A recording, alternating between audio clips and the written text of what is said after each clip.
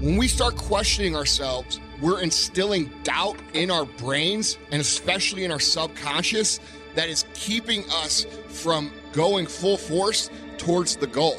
Is it easier to go towards a goal that you know 100% you're going to achieve and pour all your energy into it? Or is it easier for you to pull back and not put all your energy into it and all your resources and all your time and all your knowledge because you think it might not happen because there's a slight doubt?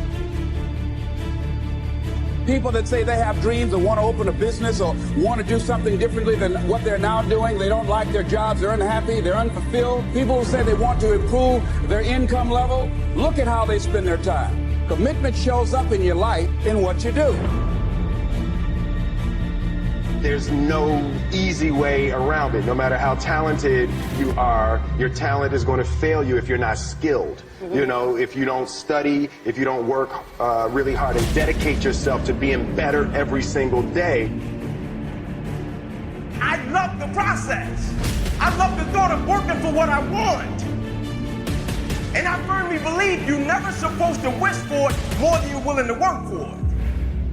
Your expectations never supposed to exceed your effort. But a lot of people, they wish, and they're not willing to work.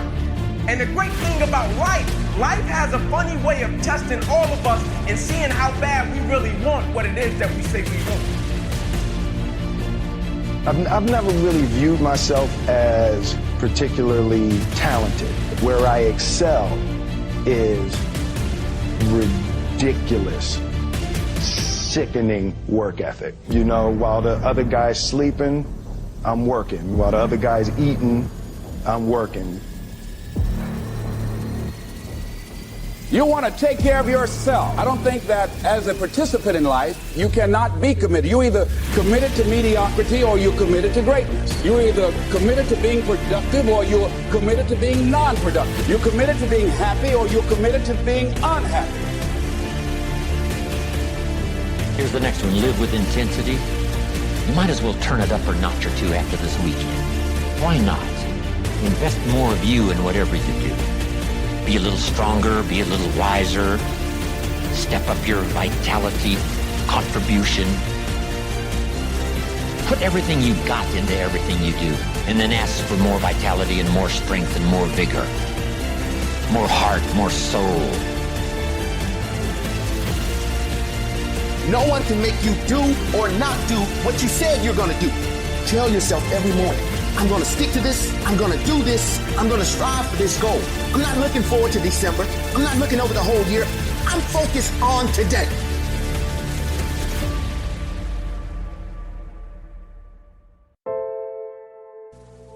I'm certain that part of the reason why people let goal setting slide is because it is a lot of work. As I said, you'll be constantly revising your lists of short-range and long-range goals, rearranging them, refining them, redesigning them, establishing different priorities, adding new goals, perhaps deleting others. It's interesting that so many people work hard on their jobs, but they don't work hard on their futures. They let that slide. Some people live such mediocre lives that at the end of the day, they don't know whether they're winning or losing. They just go through life with their fingers crossed. I know most people don't make definite plans, but don't let that be you. The guy says, well, you work where I work, but the time you get home, it's late. You've got to have a bite to eat, watch a little TV, and get to bed. You can't sit up half of the night and plan. And this is the guy who's behind on his car note.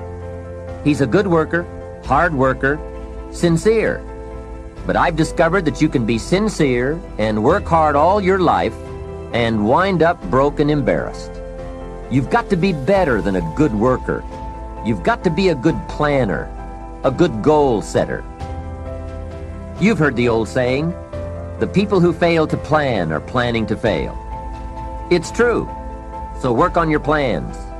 Put yourself in the top few percent who put this power to work for themselves. Writing your goals down also shows you are serious. And to do better, you must get serious. The first key to discipline is awareness of the need for and the value of discipline, and especially the discipline to make the changes. What will it take? What must I do? And what must I become to get all I want from my life? The second key is the willingness. More than that, the eagerness to maintain your new discipline deliberately, wisely, consistently. And the third key to discipline is the commitment to master the circumstances of your daily life, to see and harness the opportunities to make something of the sun and the rain, the good as well as what comes in the guise of misfortune. Discipline does many things, but most important of all is what it does for you. It makes you feel better about yourself. Even the smallest discipline can have an incredible effect on your attitude. You're probably wondering, is there more for John Maxwell at this age? Are you finished writing? Are you starting a whole new thing? No. Are you, you're not going to stop dreaming? No, I'm not even. In fact, I'm having the greatest time of my life. I'm learning more right now than I've ever learned. Through the John Maxwell Leadership Foundation, we're doing transformation in countries, and we're seeing greater changes than I've ever seen before. And people come and say, well, when are you going to retire? And I'm not going to retire. That doesn't seem to satisfy them. So I just tell them, when I die, I'll retire. I won't do any more speaking. I won't write any more books. When I'm dead, I'm dead. But I think what I want to do is live until I die and not get the two confused. You know what I mean? Everything around you is incredible if you're willing to look at it that way. Everything around you can be taken for granted if that's your perspective. But it really is about the frame that you choose to put around things. I mean, simply being alive is already insane. The odds are so stacked against you, not only just being a human, but being a human at this moment in time. This moment in time where breakthroughs in technology are happening at an unprecedented rate, where breakthroughs in medical science are happening at an unprecedented rate, where our ability to connect with people, to empathize with people all the way around the globe, all of the changes that have happened in technology and telecom and connectivity, health, everything. We're living in the most miraculous time ever. But you have to look at it that way. And as Joseph Campbell said, life is a wonderful, wonderful opera, except that it hurts. So the question is, do you see it as the beautiful opera? Or do you just pay attention to the pain?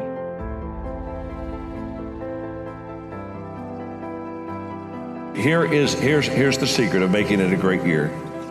Every day, serve someone. Every day. Every day add value to people. Every day serve one. Every day live the intentional life of doing for others, sometimes what they cannot do for themselves. And if you will put people first and add value to them and serve them, it becomes absolutely amazing what you and I are going to have and achieve, how we're going to help people, and in return how it comes back to us. Benjamin Franklin said this: no one is useless in this world who lightens the burden of someone else. If you're helping someone else lift a load in your life, you become a very useful person. Mahatma Gandhi said that the best way to find yourself is to lose yourself in the service of others. But perhaps on this kind of a theme, my favorite quote is from Albert Schweitzer, who said, I don't know what your destiny will be, but one thing I do know. The only ones among you who will be really happy are those who have sought and found how to serve. Well, he's right on. The happiest people are not always the most successful people, but they're the ones who serve the best. I've met a lot of unhappy, successful people, haven't you? But I've never met an unhappy person that gave their life of serving and giving and adding value to other people. Martin Luther King Jr. said, everybody can be great because everybody can serve. First of all, I try to be over-prepared in some sense. So, I believe that if you're going to give a 20-minute lecture, you should have an hour of material at hand, because that way you have an opportunity to sort of move spontaneously through the material. But generally what I do now, because I have a lot of material at hand, a lot of stories and a lot of things that knowledge that I've accrued over the years, usually before a lecture, and this is the hard part, and I can do a lecture without doing this, but it's better if I do this. This is the hard part. I'll sit down for 20 minutes with my eyes closed, and I figure out what the central topic is. So there's always a question. What's the question I'm trying to address in this lecture? And then I'll figure out a pathway through it. It's like, okay, well, here's the argument, here's point 1, here's point 2, here's point 3, and there's possible branches off those. And then with each point, I usually have a collection of stories and facts that I can use to make the point. Validate the point. Yeah, and to buttress it and to make it interesting. And so it's a little bit like improvisational jazz, I would say, or even improvisational piano, because I play a little bit of piano. And so you lay out the story, and then you can use the responses of the audience to guide how you're going to walk through it.